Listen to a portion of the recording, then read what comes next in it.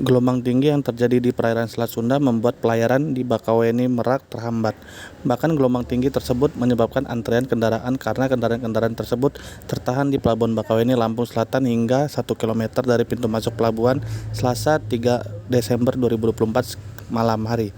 Kondisi ini diperparah oleh pengendara yang belum memiliki tiket namun tetap ingin masuk ke area Pelabuhan Bakauheni. Petugas harus melakukan screening ketat dan memutar balik kendaraan yang tidak memenuhi syarat tersebut. Saat ini gelombang tinggi dan angin kencang mengakibatkan kapal penumpang kesulitan bersandar di dermaga Pelabuhan Bakauheni, Lampung Selatan. Situasi ini tidak hanya menghambat pelayaran, tetapi juga mengganggu proses bongkar muat kapal di Pelabuhan Bakauheni. General Manager PT ASDP Indonesia Ferry Persero Cabang Bakauheni, Syamsuddin menyebut pelayaran kapal akan dihentikan jika cuaca semakin memburuk demi menjamin keselamatan para penumpang.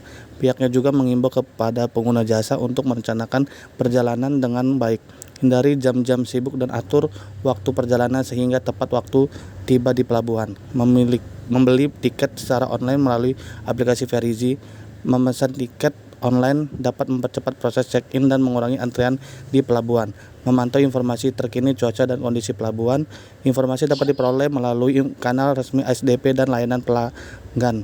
Pihaknya berkomitmen untuk terus memberikan layanan prima kepada seluruh pengguna jasa sambil memastikan kelancaran operasional dan keselamatan selama perjalanan. Informasi lebih lanjut dapat diakses melalui situs web resmi ASDP atau aplikasi Verizi. Baik, menyikapi situasi di Pelabuhan Bakau ya, berkaitan dengan terkendalanya terhambatnya sandar kapal, kami dari Lampung Selatan, Polres dan KSKP juga Polsek Penanganan melakukan rekayasa lantas. Yang pertama, bagi pengguna jasa yang tidak memiliki tiket, ya, ini kami akan langsung keluarkan terlebih dahulu supaya nanti tidak mengganggu pengguna jasa yang sudah bertiket. Kemudian kami saat ini juga sudah mensiagakan beberapa rest area, ya, mulai dari 49B, 33B, dan 20B yang memang nanti kita akan terapkan delay system bila mana nanti diperlukan. Namun untuk saat ini situasi masih bisa mengalir, ya, belum kita urgensi terkait dengan sisi masih belum kita berlakukan. Ya. Namun yang pasti kami terus berkoordinasi dengan pihak KSDP terkait situasi Pelabuhan Bakau, bagaimana mengendalikan di luar sipot maupun di dalam dermaga. Insya Allah dengan sinergitas kita semua mudah-mudahan bisa terkendali. Sementara kita coba mengaktifkan 3 kantong, 49B, 33B, dan 20B. Ini untuk melakukan setidaknya perlambatan arus yang akan menuju ke Pelabuhan Bakau.